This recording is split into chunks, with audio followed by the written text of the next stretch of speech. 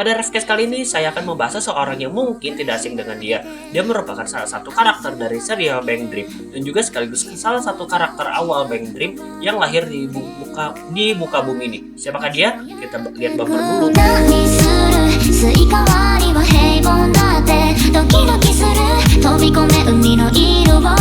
Halo, dengan saya Naito dan di Refcast kali ini saya akan membahas siapa itu Kasumi Toyama atau Toyama Kasumi. Anyway, kita tidak akan membahas Kasumi versi beta atau mungkin teman-teman bisa lihat proto Kasumi karena tidak akan relevan dengan Kasumi yang sekarang dan saling tidak berkesinambungan satu sama lain.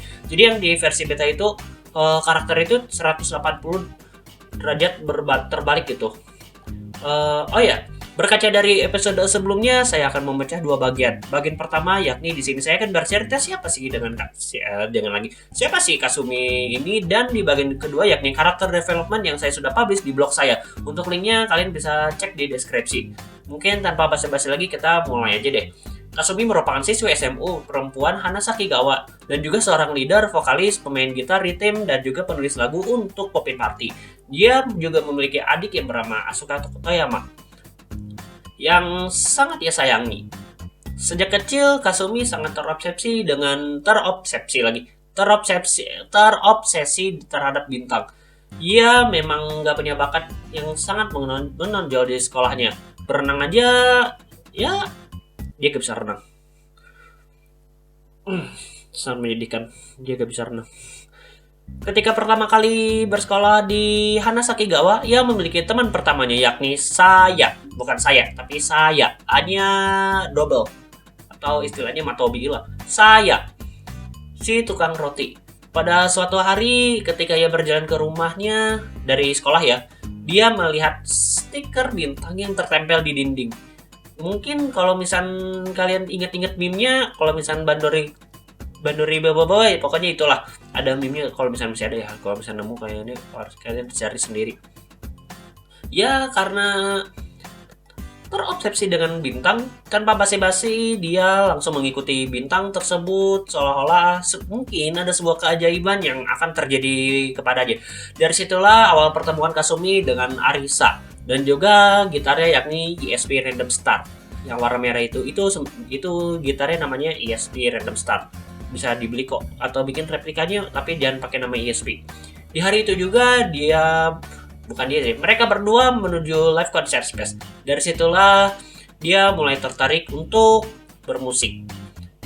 Beberapa hari kemudian, di hari yang turun rintik-rintik hujan yang besar, Kasumi dan Arisa pergi ke space untuk menonton live perform. Namun salah satu personel band Guri-Guri terkendala oleh badai yang menimpanya ketika pulang dari Dharma Wisata dan mengakibatkan penerbangannya dibatalkan. Namun bukan namanya Kasumi lagi kalau misalnya tidak menyelinap ke panggung dan menyanyi kira-kira Hikaru.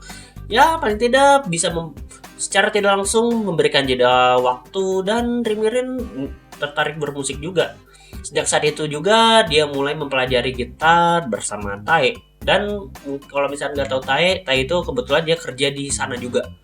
Untuk mengejar mimpinya, yakni dia membuat panggung sendiri, dia harus berusaha dengan keras. Sampai di suatu percobaan, suara dia tiba-tiba menghilang akibat stres.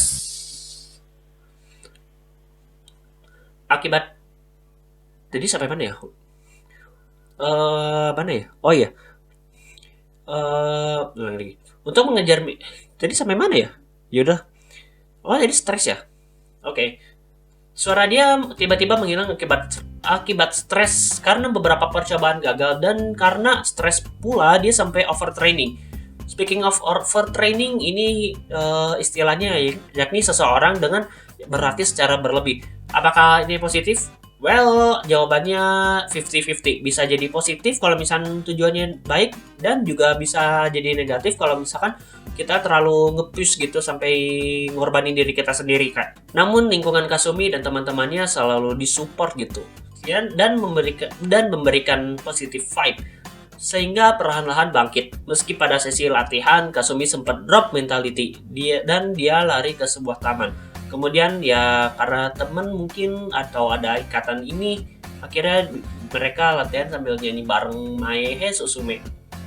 pada percobaan terakhir yang semula pada percobaan sebelumnya sempat diremehkan, bukan sebelumnya, berkali-kali diremehkan oleh owner yakni Suzuki Shifune, atau mungkin ya nenek-nenek yang pemilik live space itu, memberikan sebuah apresiasi besar ketika audisi dengan menyanyikan lagu Mai Susume, dan memberikan sebuah tiket yang berarti lolos untuk live di hari terakhir space sebelum ditutup. Well, Kasumi tidak hanya diam begitu saja, dia bisa live di kok salah ya, salah baca.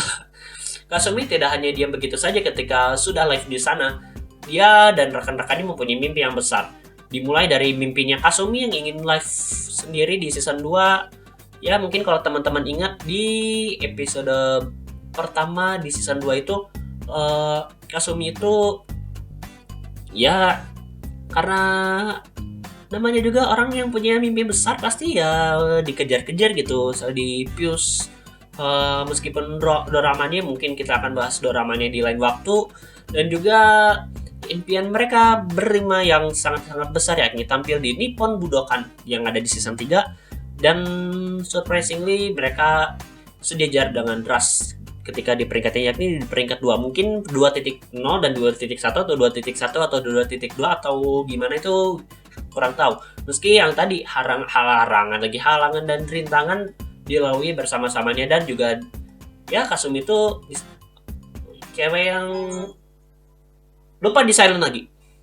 Ya, Kasumi itu istilahnya cewek yang lumayan menarik dan menginspirasi karena filosofinya, yakni kira-kira Doki Doki Little Star. Ya, mungkin mungkin kalau misalnya kalian gitu, kenapa sih saya bilang banyak orang yang terinspirasi karena dia tentang kira-kira Doki Doki Little Star. Filosofinya jadi gini. Mungkin kalau misalnya kita lihat karena ini kita syutingnya gitu ya, lagi saya sendiri.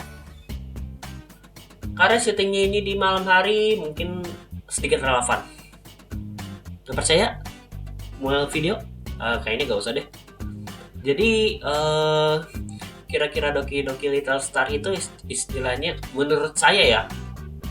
Ada juga member lain yang bilang, oh ini cuman intinya sama ya. Ini cuman kalau menurut saya secara membaca filosofinya, saya menggunakan istilah yang lumayan simpel gitu.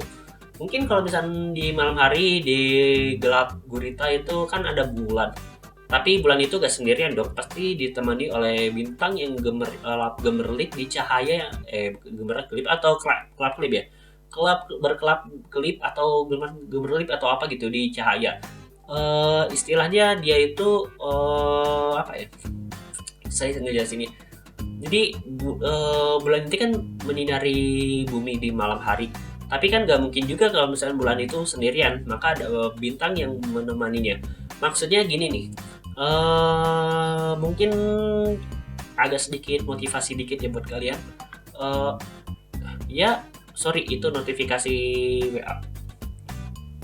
Jadi namanya kita itu namanya berjalan punya masalah nih misalkan, pasti atau mungkin orang lain itu kita punya masalah.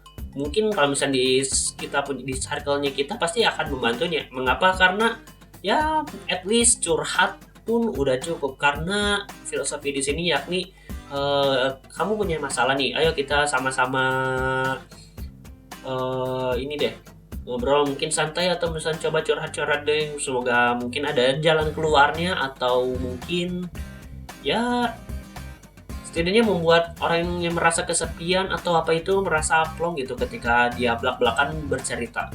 Ya mungkin itu saya udah mulai mencoba menerapkannya ya, mungkin ke teman saya. Salah satu contohnya yang sedikit sering curhat mengenai kuliahnya, ya saya bantu support dengan positive vibe mungkin, tapi jangan sampai toxic positive vibe yang nggak jelas ujung-ujungnya. Mungkin kalau misalnya pengen baca-baca tentang positive vibe, ya cari-cari aja di Google karena banyak artikel-artikel mengenai itu.